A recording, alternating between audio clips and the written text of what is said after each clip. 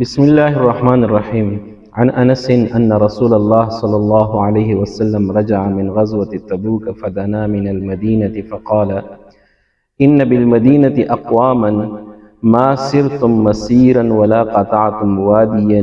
إلا كانوا معكم. قالوا يا رسول الله وهم بالمدينة؟ قال وهم بالمدينة حبسهم العذر. حضرت انس رضی اللہ عنہ سے روایت ہے کہ رسول اللہ صلی اللہ علیہ وسلم غزوہ تبوک سے جب واپس ہوئے اور مدینہ منورہ کے قریب پہنچے تو آپ صلی اللہ علیہ وسلم نے فرمایا کہ مدینہ میں کچھ لوگ ایسے ہیں جو اس پورے سفر میں تمہارے ساتھ رہے، اور جب تم نے کسی وادی کو عبور کیا تو اس وقت بھی وہ تمہارے ساتھ تھے۔ بعض رفقائے سفر نے عرض کیا کہ یا رسول اللہ صلی اللہ علیہ وسلم وہ مدینے میں تھے اور پھر بھی سفر میں ہمارے ساتھ رہے؟ آپ صلی اللہ علیہ وسلم نے ارشاد فرمایا ہاں،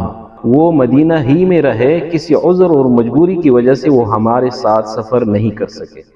شریعت میں مومن کی اچھی نیت کی اس قدر اہمیت ہے کہ اچھی نیت پر عمل کا بھی ثواب مل جاتا ہے۔ چنانچہ مدینہ منورہ میں آپ صلی اللہ علیہ وسلم کے صحابہ میں سے کچھ ایسے لوگ تھے جو غزوہ تبوک کے سفر میں آپ صلی اللہ علیہ وسلم کے ساتھ جانا چاہتے تھے اور ان کا پکا ارادہ بھی تھا، لیکن کسی وقتی معذوری اور مجبوری کی وجہ سے وہ نہیں جا سکے۔ تو چونکہ ان کی نیت حضور صلی اللہ علیہ وسلم کے ساتھ جانے کی تھی، اس لیے اللہ تعالیٰ کے ہاں حساب کتاب کے رجسٹر میں ان کے نام جانے والوں ہی میں لکھے گئے تھے۔ اس حدیث کی ایک روایت میں یہ الفاظ بھی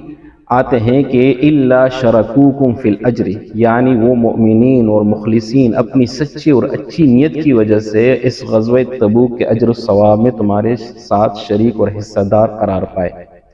اس حدیث سے معلوم ہوا کہ اگر کوئی بندہ کسی نیک عمل میں شرکت کی نیت رکھتا ہو لیکن کسی عذر اور مجبوری کی وجہ سے وہ بروقت شرکت نہ کر سکے تو اللہ تعالیٰ اس کی نیت ہی پر عملی شرکت کا اجر و ثواب عطا فرمائیں گے۔ تو ان باتوں کا لب لباب یہ ہے کہ ہم اپنے روزمرہ کے تمام افعال میں اچھی نیت کریں تو یہ افعال ہمارے لیے اجر و ثواب کا باعث بن جائیں گے، اور اگر عبادات میں اچھی نیت کے ساتھ اللہ تعالیٰ کے احکام اور رسول اللہ صلی اللہ علیہ وسلم کے سنتوں پر عمل کرنے والے بن جائیں تو انشاءاللہ یہ عبادات درجہ قبولیت حاصل کر لیں گے۔